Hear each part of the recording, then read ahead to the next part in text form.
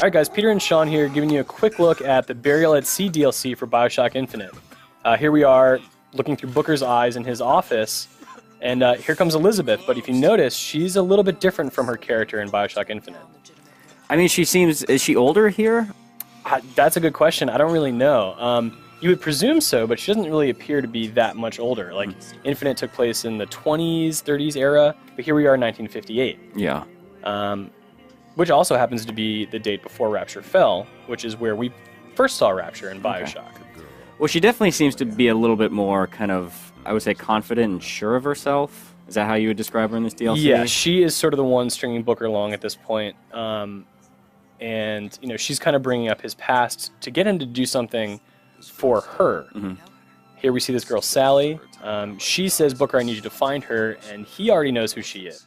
But Fontaine's charity's shut. No place for him. But her you know. As I said, girl's dead. Lost. Look, I don't know where you get... Lost isn't dead. Name your rate, I will pay you. So he's assuming that she's become one of the orphans, which, if you remember in the original BioShock, there were the little girls that you had to choose to save or to harvest.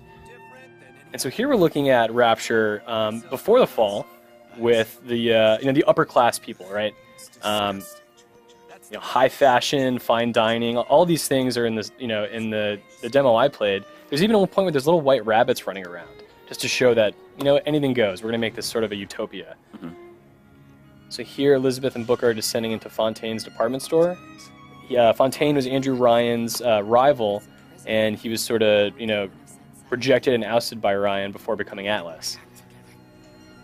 And so Fontaine's department store in this demo, or in the DLC, basically represents the old BioShock, what you remember from the first game. So you've got this sort of dank environment, the people that are, the splicers that are addicted to plasmids. I feel like this area right now is sort of like a little bit of foreshadowing of what's to come. It kind of suggests that, like when you send people off on their own to just like mess with plasmids all willy-nilly, this is kind of what's going to happen. Yeah, I mean, that is the story of the original BioShock. These people had to fend for themselves, and genetic mutation was sort of the only way they could boost their abilities. And it didn't work out so well. No. All right, well, that's all we can show you guys today, unfortunately. But stay tuned for more coverage of BioShock Infinite Burial at Sea. And we're going to show you in the future how BioShock and BioShock Infinite have sort of been melded together for this one game. Well, you got a name, miss?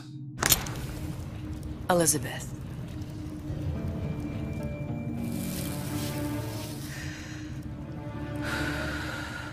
You can call me Elizabeth.